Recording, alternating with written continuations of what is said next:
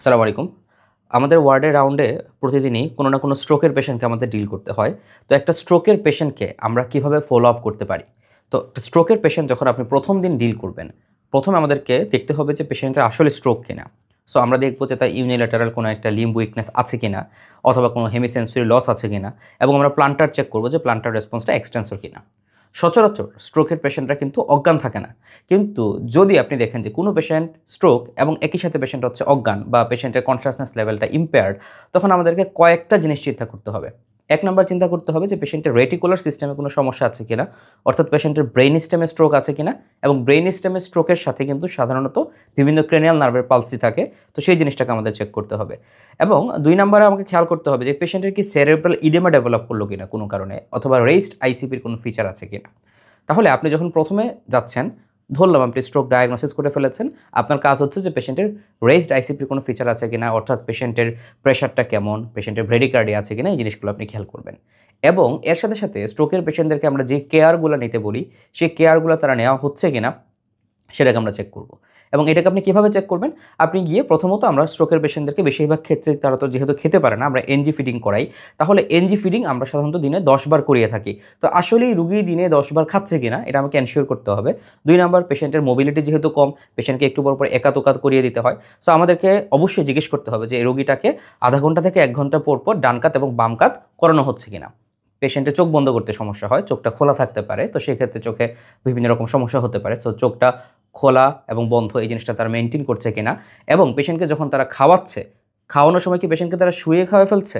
কারণ যেহেতু পেশেন্টের সোয়ালোইং রিফ্লেক্সটা খারাপ, সো পেশেন্টকে যখন তারা শুইয়ে, শুইয়ে খাওয়াবে সেই খাবারটা তার বুকে চলে যাবে, তার ফুসফুসে চলে যাবে, অ্যাসপিরেশন নিউমোনিয়া ডেভেলপ করবে। তো সেই অ্যাসপিরেশন নিউমোনিয়া এটাই কিন্তু স্ট্রোকের রোগীর মৃত্যুর সবচেয়ে গুরুত্বপূর্ণ কারণ। তাহলে আমাদেরকে যখনই প্রতিদিন যখন আমরা ফলো আপ দিব অবশ্যই, অবশ্যই পেশেন্টের লাংস চেক করেন, লাংসের বেইস চেক করেন। লাংসের বেইসে যদি আপনি ক্র্যাকলস পেয়ে যান তার মানে আপনি বুঝবেন যে পেশেন্টের হয়তোবা কোনো একটা কারণে অ্যাসপিরেশন হয়েছে। এবং স্ট্রোকের রোগীদের কিন্তু ফিভার ভেরি মাচ আনকমন। যদি মাত্র পেশেন্টের পন্টাইন হেমোরেজ হয় তখন ফিভার থাকতে পারে। এছাড়া সাধারণত স্ট্রোকের রোগীদের ফিভার থাকে না। স্ট্রোকের রোগী যখন আপনি দেখবেন যে টেম্পারেচার বেশি, ফিভার চলে আসছে, আপনাকে ২ টা জিনিস অবশ্যই চেক করতে হবে। নাম্বার 1, নিউমোনিয়া হলো কিনা এবং নাম্বার 2, পেশেন্টের ইউটিআই হলো কিনা। কারণ কি, স্ট্রোকের পেশেন্টদেরকে আমরা অনেক সময় ক্যাথেটার করিয়ে দেই। সো যখন ক্যাথেটারাইজেশন হচ্ছে, বাইরে থেকে যে কোনো একটা ব্যাকটেরিয়া তার হচ্ছে ইউরিনারি ট্র্যাক্টে চলে যেতে পারে।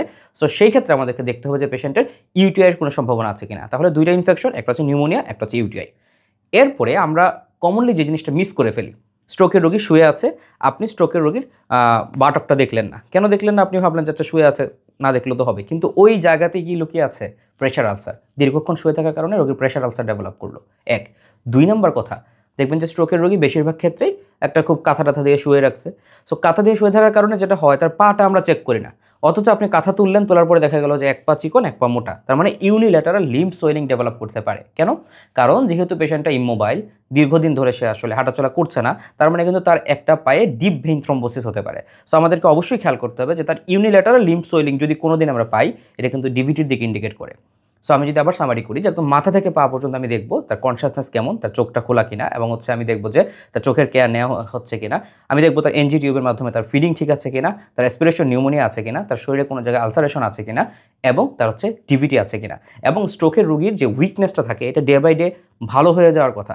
স্ট্রোকের উইকনেস ম্যাক্সিমাম থাকে অনসেট, যেদিনই স্ট্রোক হয় সেদিনই তার উইকনেসটা ম্যাক্সিমাম থাকে, এরপর আস্তে আস্তে রোগী ভালো হতে শুরু করে। সো আমি দেখব যে রোগীটাকে ভালো হচ্ছে নাকি দিন দিন খারাপের দিকে চলে যাচ্ছে। যদি খারাপের দিকে চলে যায় আমাকে অন্য কোনো কজ ভাবতে হবে। সো এর মাধ্যমে আমরা ইনশাআল্লাহ স্ট্রোকের পেশেন্টকে খুব সুন্দরভাবে ফলো আপ করতে পারি। সো ভালো থাকবেন। আসসালামু আলাইকুম।